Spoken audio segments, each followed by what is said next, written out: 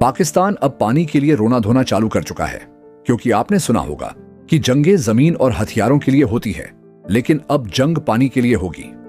पाकिस्तान को अब दुनिया पानी की कमी वाला देश मानने लगी है। एक वक्त था जब वहां हर व्यक्ति को साल भर में 5260 घन मीटर पानी मिलता था। यह बात है 1951 की। लेकिन आज हालात इतने खराब हो चुके हैं कि यह आंकड़ा घटकर सिर्फ 1000 घन मीटर तक आ गया है।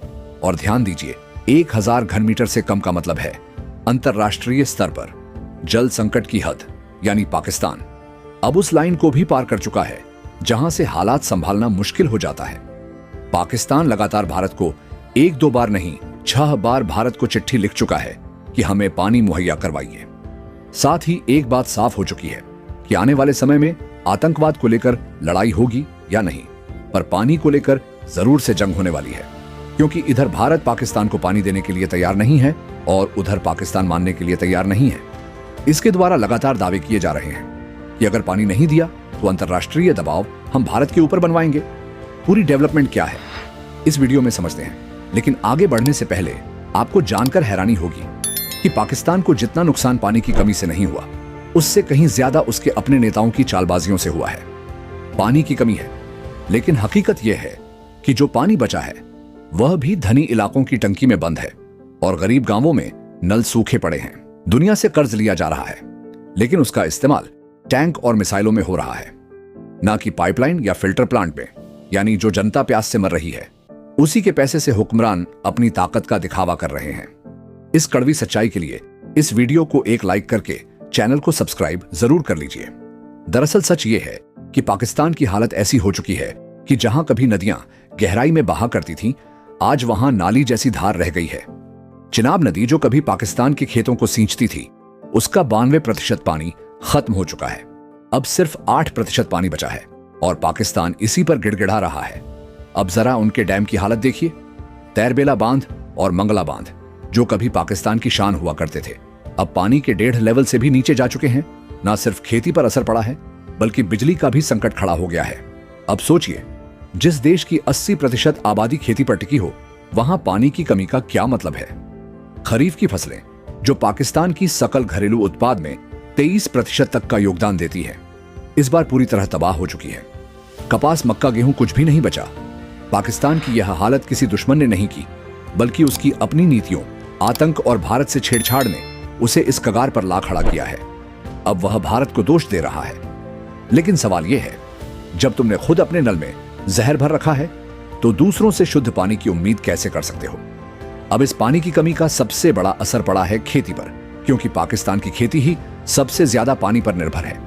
99% ताजा पानी खेती में ही खप जाता है, और यही खेती पाकिस्तान की सकल घरेलू उत्पाद में 23% योगदान देती है। अब जब फसलों को पानी नहीं मिल रहा, तो नतीजा क्या हो रहा है? पैदावार लगातार गिर रही है और साथ ही पाकिस्तान की अर्थव्यवस्था को बड़ा झटका लग रहा है। यानी ना पानी बचा, ना अन्न, और ऊपर से पैसा भी डूबता जा रहा है।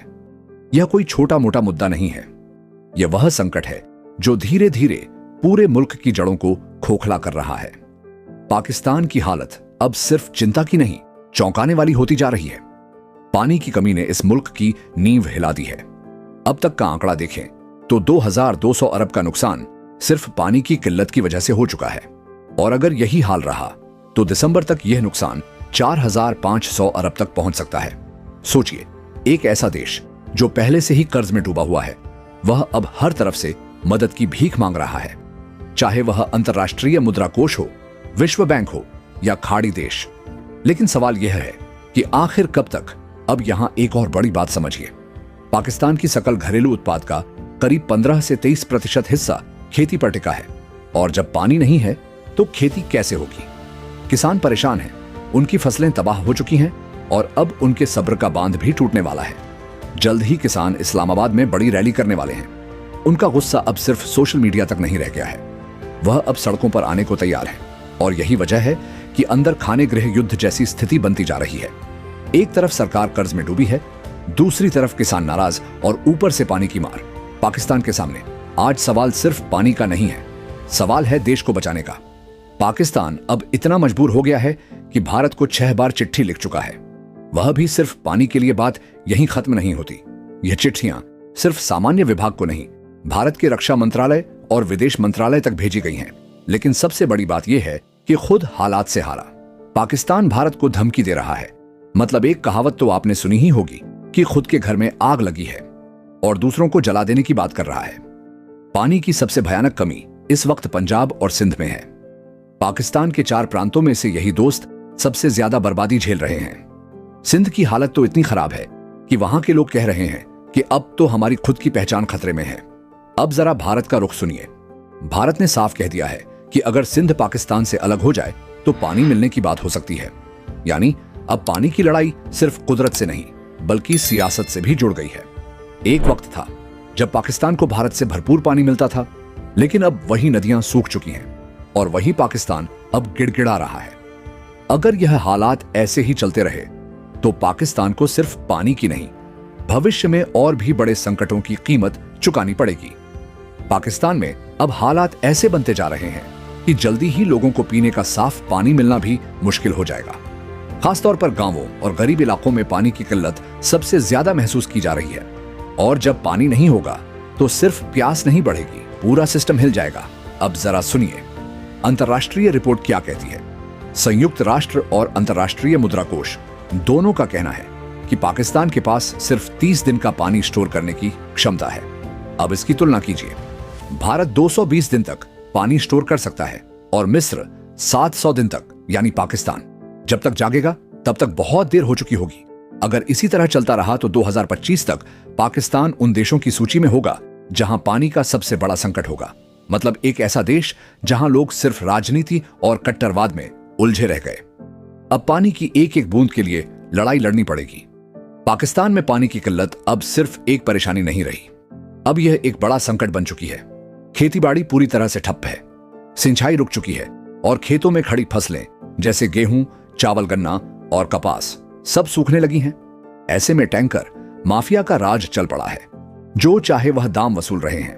कभी सूखा, कभी बाढ़। जलवायु परिवर्तन ने पाकिस्तान की कमर ही तोड़ दी है और इसका सीधा असर महंगाई पर दिख रहा है।